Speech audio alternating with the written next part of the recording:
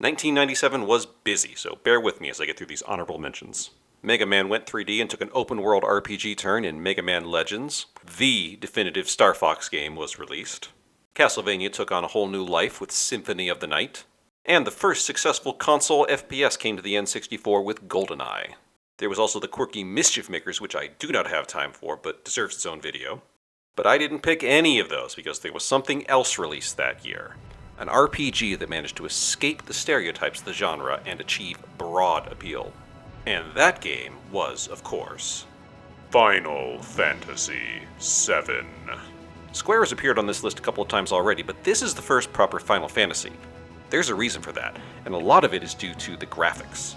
This game may look a little dated now, but considering a few short years ago, all games were sprite-based, Final Fantasy VII blew people away with its highly detailed backgrounds. Although the character models were a little rough and they did clash pretty badly. We have this 3D coat of paint now, but the battle system is actually heavily based on what we saw back in Final Fantasy VI.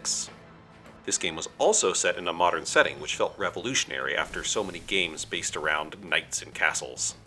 We're a long way from D&D in this game. For a burgeoning anime fan, this game tapped into so much of what I loved from those stories. Cloud with his spiky hair and ridiculous sword, Tifa's unique proportions, Barrett's borderline offensive stereotype, Sephiroth's whole deal. He's just so extra, and when his theme kicks in, you know you're in trouble. The story felt mature, and it attempts to tackle real issues like classism with this dystopian city where the rich live far above the poor. You spend the first couple hours of the game locked away in that city, but there's enough story there that the remake managed to flesh it out into its own game. But once you do escape the city on motorbike, you find yourself stepping out into a much larger world. Cloud & Co.'s journey is a globe-trotting adventure as they try to stop his creepy anime war buddy before he ends the entire world. Sephiroth is a force of nature in this game, and you mostly just get to see the aftermath. At least until he cements his place in video game history with his fateful rendezvous with a flower girl, a moment that shocked us all. They really swung for the fences when they made this game, stuffing it with drama and more goofiness than you probably remember. In doing so, they made something truly unique. It's a big, weird, special game that was unlike anything else at the time.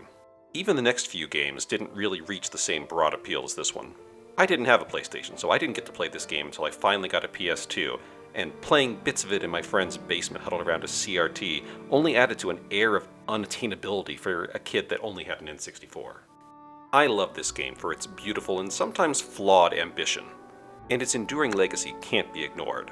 There's a reason people were begging for a remake for so long, and that's why Final Fantasy VII is my pick for 1997.